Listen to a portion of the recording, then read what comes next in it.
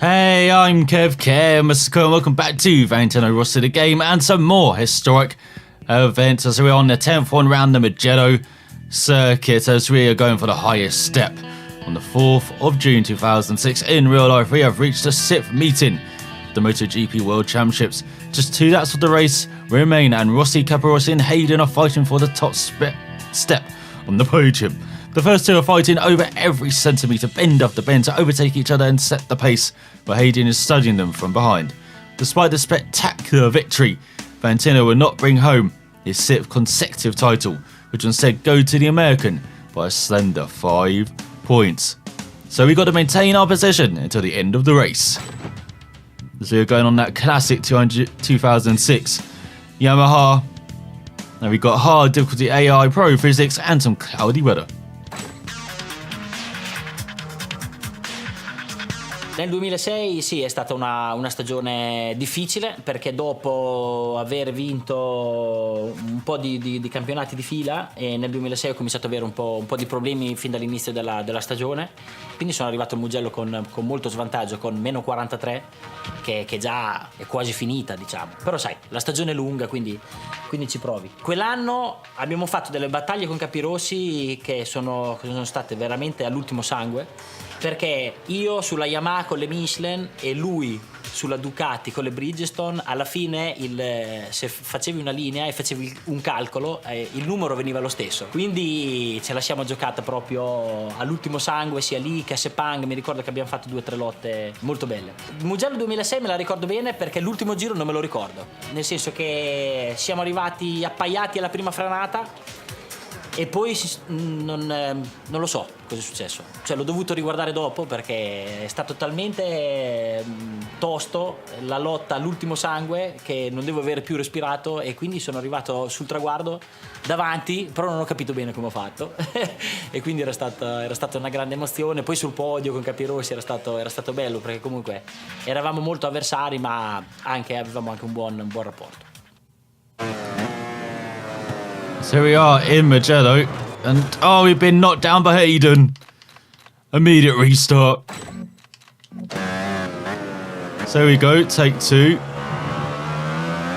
They start you in a very awkward position here, just as you're about to brake for that corner. I don't know why Milestone chose to start you there. And now it looks like we've screwed this challenge already, because we lost time just getting our feel for the bike. So let's try this again. So we are in Mugello, fighting Capirossi like a hell. We've got Nicky Hayden as well. Of course, the world title winner that year. You've got to love Nicky Hayden. Let's try and get past Capirossi. We've only got 5 seconds. We do it. Past the Ducati man. Got Hayden on the Honda, of course Rossi on the Yamaha. 3 great riders and 3 different makes of bike. We've got to hold on to the end as we approach the final lap of this race. I've got to try and get past Capirossi. That will do.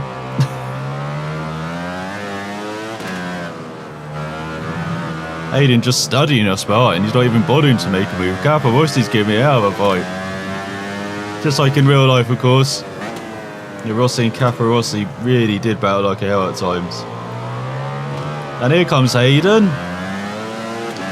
Calculating from the Honda man. Bit like he was that season. As you get past him, nip him, almost nip him to the line. And this is not how you're meant to brake for the first corner. Yeah, game agrees as well.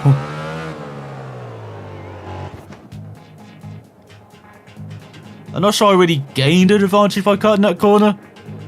Let's restart. So go braking into the left and almost immediately you're braking. So I really am not a fan of Milestone beginning on this challenge.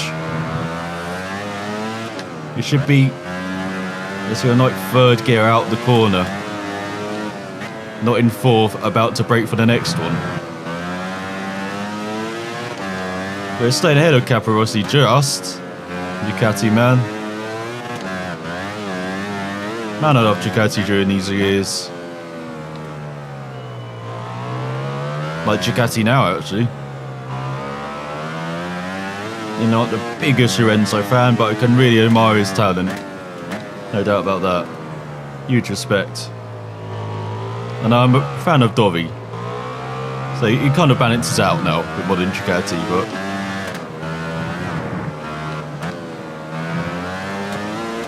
Yes, hello, Hayden. On the Honda, someone who...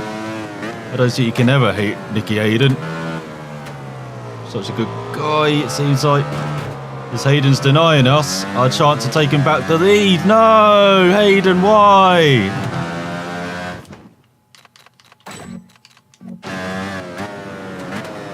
So we go, 3rd into 4th. Basically trying to break the line here. Capirossi just breaking where he is. So we're going to follow our line. And we can stay ahead. So we'll get used to this Yamaha. From over a decade ago now. Crazy.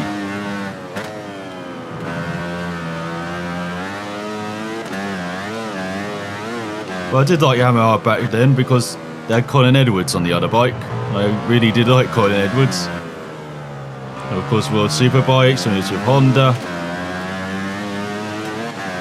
And he's a very handy rider, even though he never won in MotoGP. He should have this season around Assen, a classic battle with his fellow countryman Nicky Hayden. And it got decided at the final corner when Edwards messed up and Hayden didn't. He had a couple other chances to win, Edwards, from what I remembered, but that was his best chance by a country mile. So real shame he didn't take it.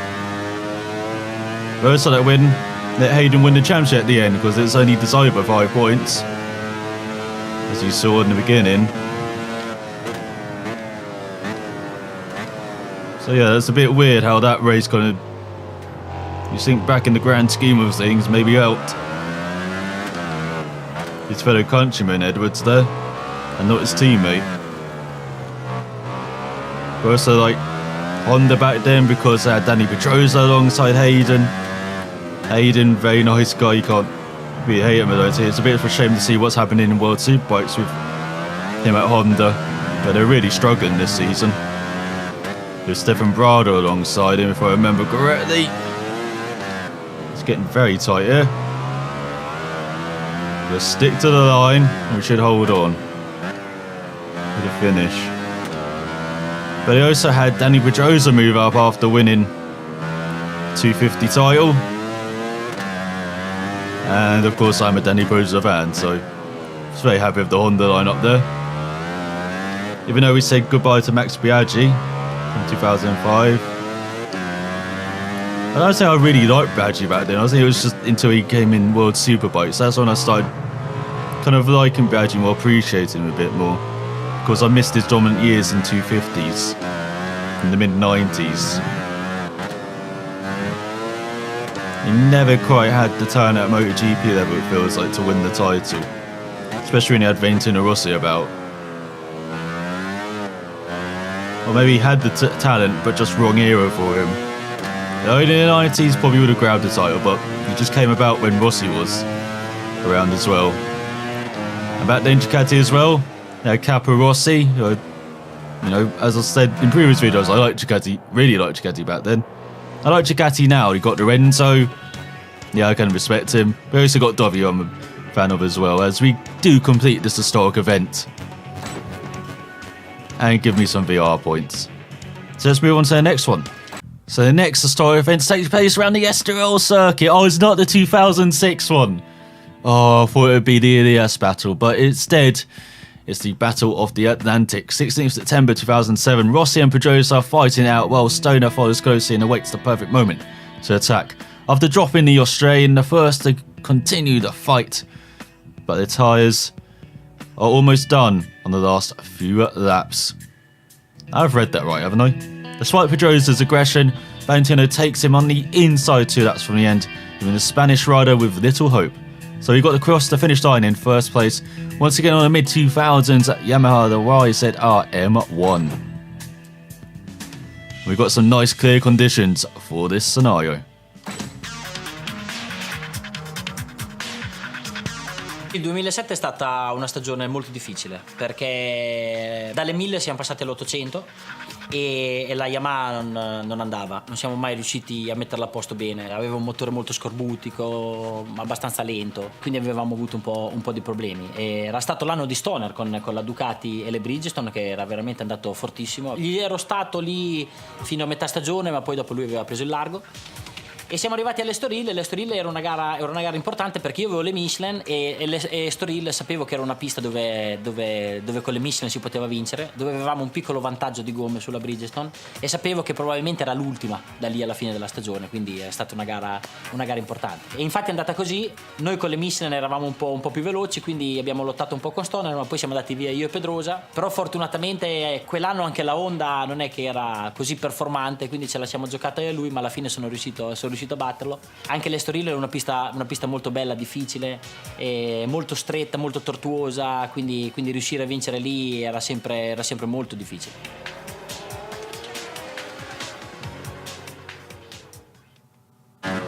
So here we are around Estoril. Very nice to see this in the game. Does go very wide at the end of the long back straight. Got Stoner behind, Pedrosa in front. And we've got the cross the finish line in first, just like Rossi did in real life. And this might take a few goes as well. Again, it feels like I'm taking control way too late, like a second before we have to brake at the end of this long straight. It feels like it should be like 3 or 4 seconds beforehand. I should get control. But we're battling Danny Pedrosa in his second year in MotoGP. We've got Casey Stoner behind. And around the Estoril circuit, which provides some fantastic battles, of course, in MotoGP. Like this one between Pedrosa and Rossi, like the year before between Rossi and Elias. And it's a shame that this track isn't on the MotoGP calendar now. It's kind of a victim of being European circuit where MotoGP wants to expand slightly, as you saw with American rounds in recent years. And of course the Spanish rounds as well. It's ridiculous. We've got 4 Spanish rounds, yet you don't have this track on the calendar. Bit of a shame. This track got changed majorly after the events of Imola for F1.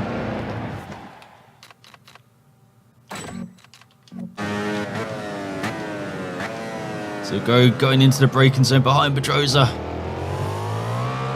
In his second year, Danny, in MotoGP. It's a very tough year for Honda, if I remember correctly. Hayden was nowhere in the title battle. It's mainly between Rossi and Stoner, and in the end, Ducati and Stoner just got away, as Rossi explained.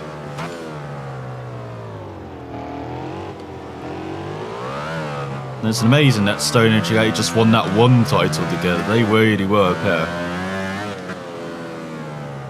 But then Yamaha came strong with Rossi and Lorenzo. Honda got slightly better with Pedrosa.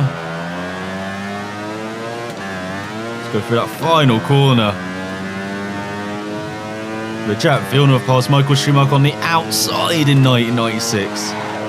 Still one of the most unbelievable passing moves ever. He's gone to the final lap. And goes slightly wide. Alright, Stoner, calm down, mate. But it is fantastic to see the circuit in the game. It was DLC for previous games.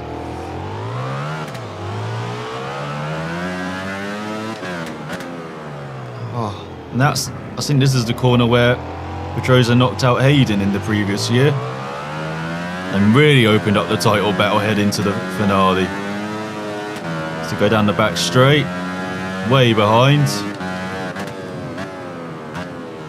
So I don't think I'm going to do it now, but I'm learning the circuit. It's been a while since I played on this circuit in any game. I think it was F1 2013.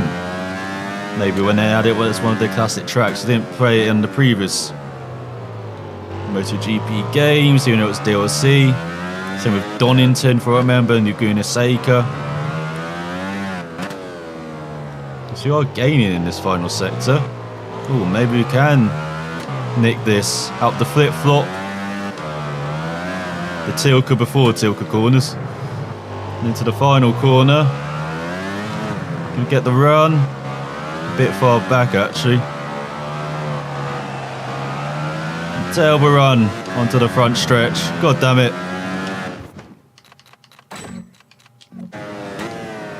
So go into the heavy braking zone at the end of the back straight.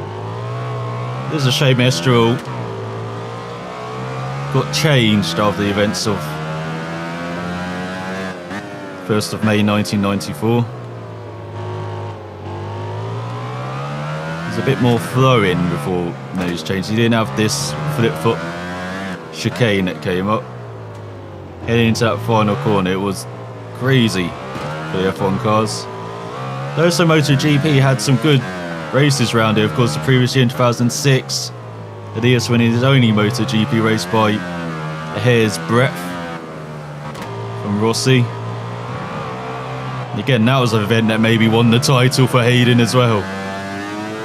It's amazing to think how that year everything kind of went for Hayden at times. Apart from this race actually, 2006, because of course Rossi may not have won, but he grabbed value points while Hayden got knocked down by little Danny. MotoGP rookie Danny.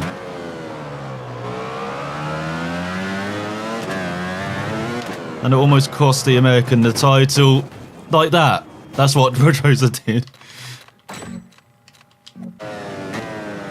So we are in Estoril. Circuit I kind of wish was still on the MotoGP calendar because it provides some classic races like this race in 2007 a decade ago. You also of course have the infamous 2006 race where it really livened up at the end. It had multiple manufacturers, multiple riders battling for the win. In the end it came down to Rossi and Elias. Tony Elias. He's riding in America now, if I believe, if I recall correctly. It's good to see that America's attracting some new international stars again after a few years there. The Superbike Championship. But Elias won this race from Rossi by a hair's breadth. It's crazy, that finish. Crazy end to that race. And you see 4 Spanish races on the calendar, and you think, why can't we just remove one and put like Estoril back or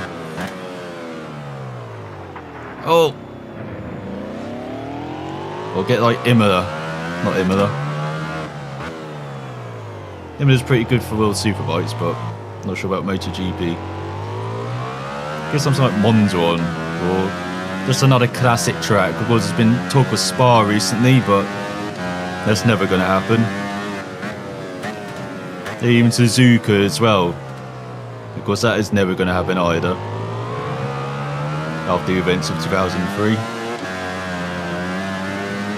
As Stoner takes the lead. This is what happened in real life. What's Ducati doing up there?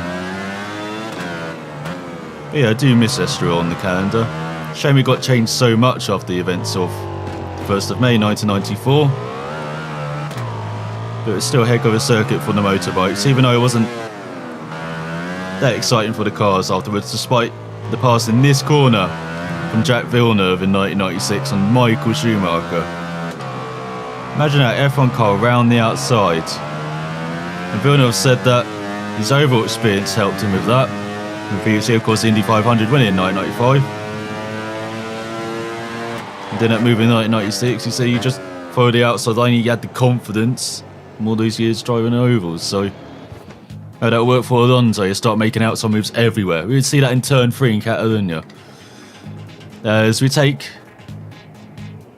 another win, another event completed. Shall we do another one in this episode?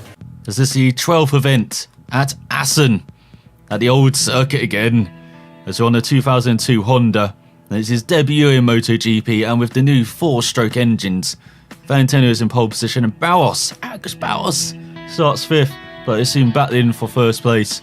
4 laps from the finish, Rossi overtakes Barros, and despite his continuous attacks, manages to resist him. Now, setting a brutal pace, Valentino crosses the finish line alone. He takes the World Championship again. So we've got to overtake our opponent and hold 1st place until the race ends. Looks a bit like Nicky Hayden through that helmet. Riding Valentino Rossi has got some cloudy conditions, gets a hard AI on the classic Assen track. Io ero molto scettico al passaggio alle 4 tempi, perché tutti i piloti erano innamorati delle 502 tempi, che erano delle moto fantastiche. La più grande differenza della 4 tempi è che la moto era molto più facile da guidare rispetto alla 502 tempi, perché il motore 2 tempi ha un'erogazione molto aggressiva. Invece il motore 4 tempi è più un motore quasi da strada, diciamo, quindi il controllo del gas è più facile. Quelli della Honda ci hanno messo poco a sviluppare una moto più performante della 2 tempi, e quindi non ci sono stati più dubbi, anche perché la Honda aveva fatto questa 5 cilindri che io ho usato nel 2002 e nel 2003, che era una moto veramente fantastica, una delle migliori moto della storia, credo. Assen nasce come un circuito cittadino, come le piste degli anni 50-60, diciamo, una strada molto stretta, pochi cordoli a destra e a sinistra, molto veloce, e poi fatta tutta a schiena d'asino e tante curve cieche, dovevi spesso andare molto forte ma guidare a memoria, diciamo. Poi secondo me la particolarità di Assen è che non vai mai dritto, anche nel rettilineo sei sempre un po' piegato a destra o a sinistra, ecco, quindi non hai neanche un attimo di pausa. La gara del 2002 era particolare perché insieme a noi con le 4 tempi c'erano anche qualcuno con le 2 tempi, no? Quindi era una griglia mista, e proprio a Assen c'era Barros che correva con la 502 tempi, che a Assen lui la guidava fortissimo, quindi abbiamo lottato fino alla fine, ma poi alla fine sono riuscito a batterlo.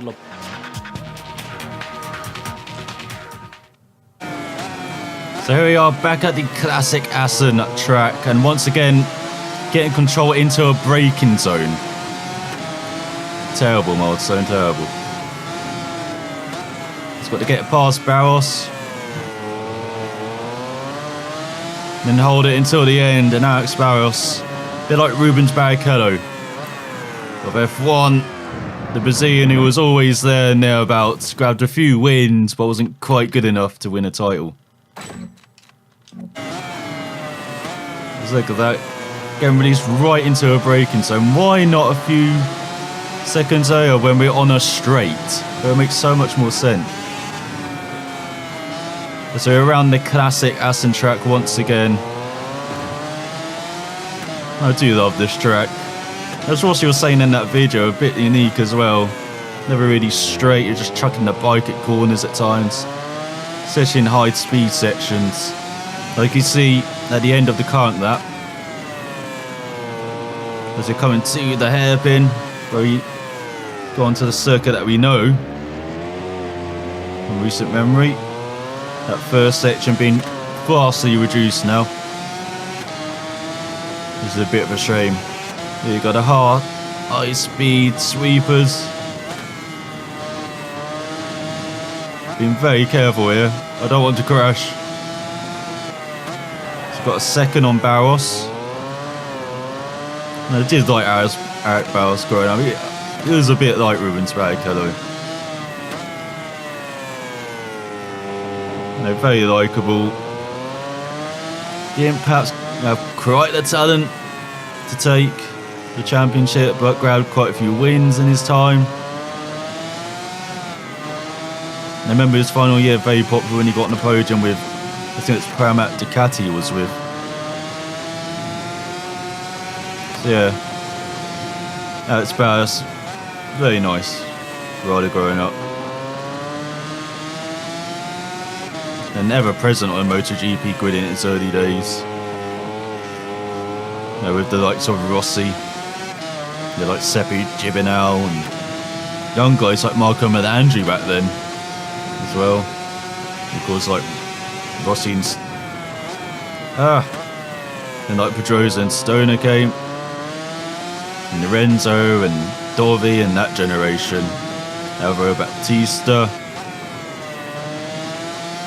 So I'm braking everywhere. And just find all that. Try not to crash, but this perhaps one of the easiest bikes I've rode in this game. Very easy. Very nice to ride. It's got almost a 4-second lead on Barros now.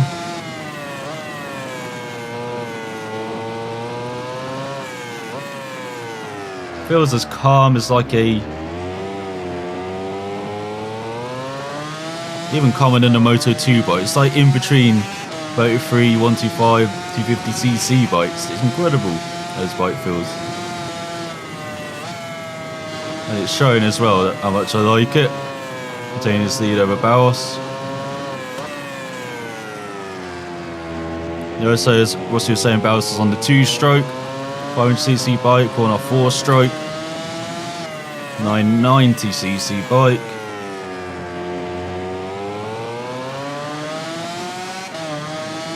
Perhaps it's just showing its advantage as well in this challenge. Let's really hook up that curve for the second right. Get away. And of course, this is the period where Rossi started to dominate the top tier, going through motorcycle racing with Honda, won a couple of titles and went to Yamaha and just continued the success.